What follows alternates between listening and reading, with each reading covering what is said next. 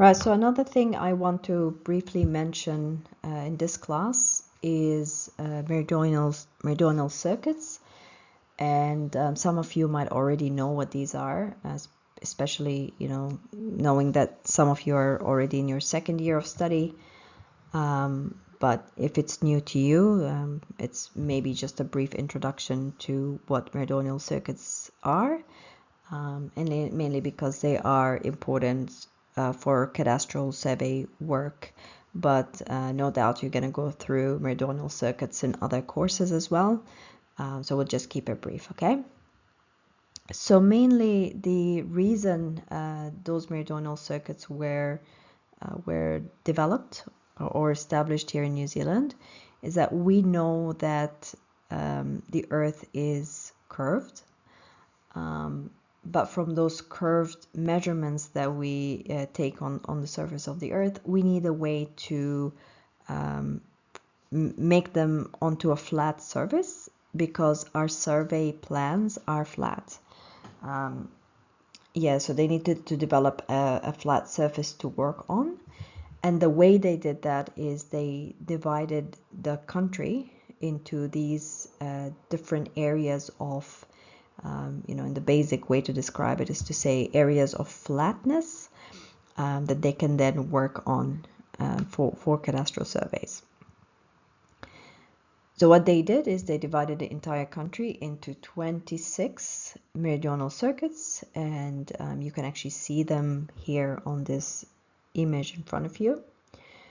And you can see that they are different sizes, so some are much smaller than others.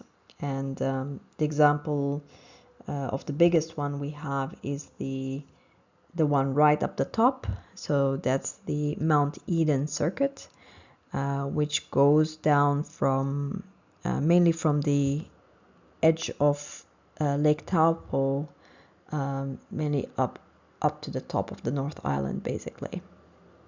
And it's also out on either side of the coast as well.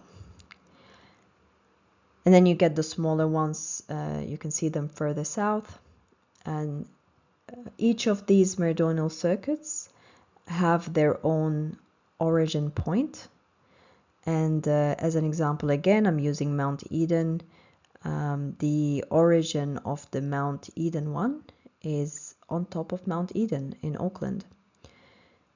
So if you look at the hills around Auckland, so those volcanic cones around Auckland, you will see that some of them have trig beacons. So those are special types of beacons. So for example, the Mount Eden one is standing, I believe it's 10 meters tall. And that's mainly the origin mark or the ground zero for all the cadastral surveys from Cape Reinga to the Taupo area, as they're defined through these meridional circuits. So in summary, you have a circuit, which is an area from where you do your cadastral surveys to then kind of make sense of the plan. So those flat plans of data, or removing kind of the curvature aspect of the curved Earth.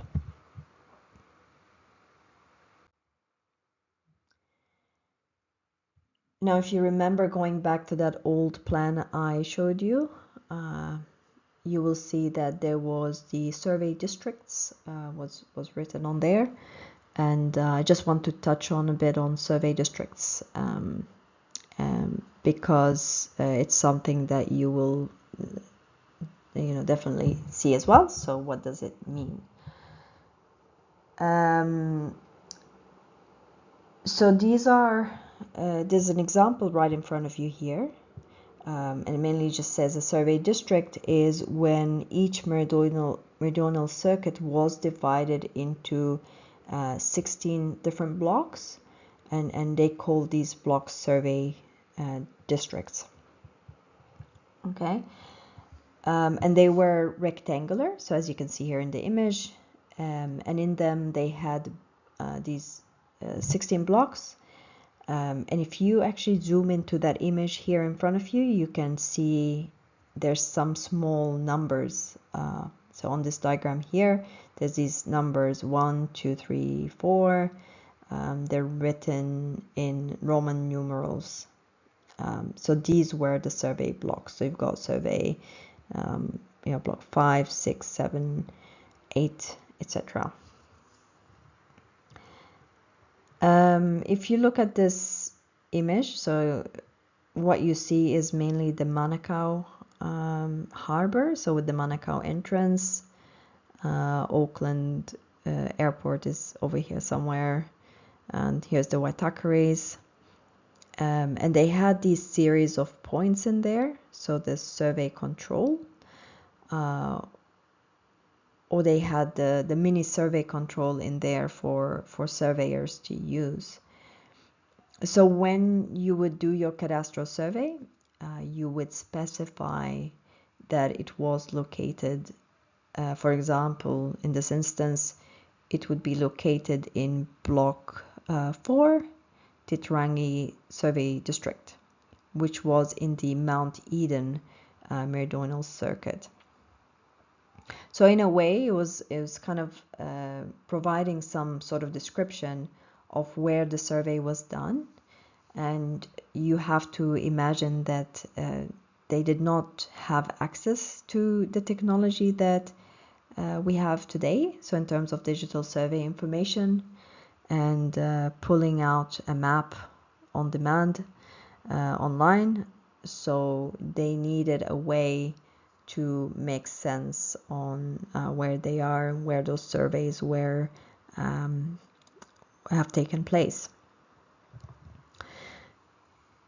And one more thing to mention, so these blocks were 1,000 chains, and yeah, so mainly that's all I want to cover in regards to survey districts. So in this course, just a brief introduction to that.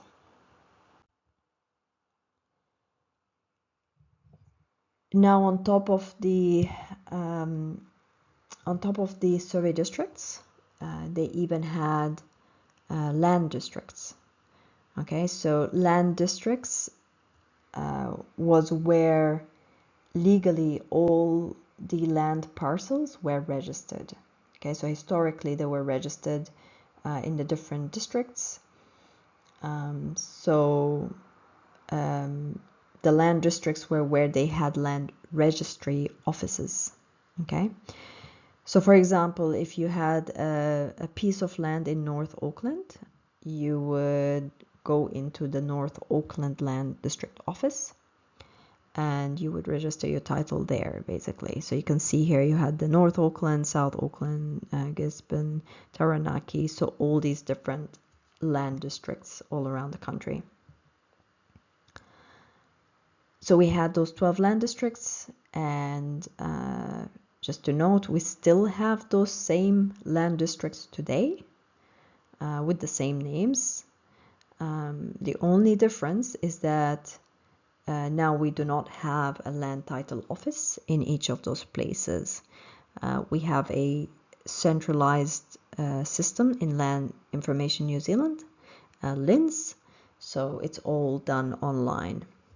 Okay, so that's mainly the only difference. Other than that, they are still the same land districts.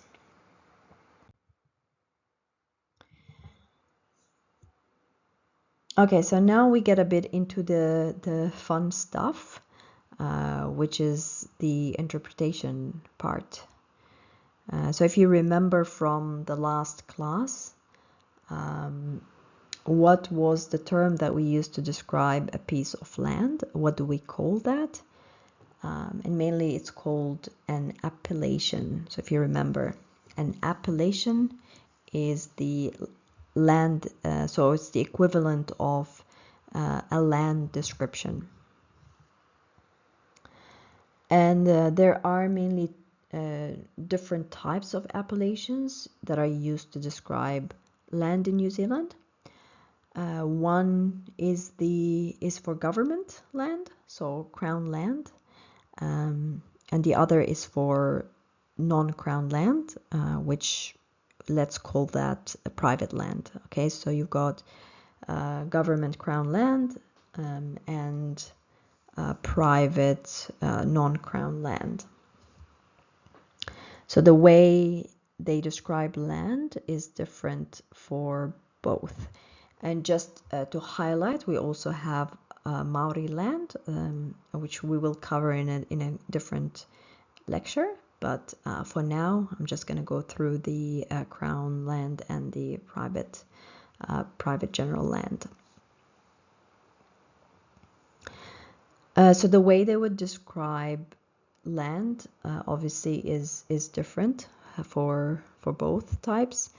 Let's start with private land. So non-crown land, you have a lot, and mainly the word lot is short for the word allotment. So a lot is usually a number on a deposited plan, and a deposited plan is DP for short.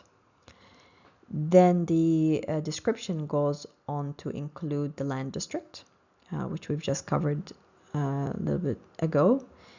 And an example I've got here on this slide is Lot 1, DP 45321, North Auckland Land District.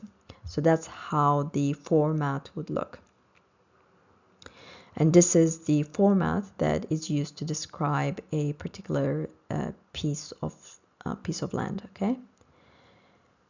So in a very brief way, I will explain what the process looks like. So a cadastral surveyor carries out a survey, and then they will deposit it into the survey office. So that's how it was done. The plan that was produced and initially put into the system is what was called an LT plan, or a land transfer plan, and it stays there. Okay, so traditionally a survey plan was checked by two people. Okay, so the first one to check it was the chief surveyor of that land district. So again, if you go back onto that old plan, you will see that there was a name and a person who checked it, the chief surveyor of that land district.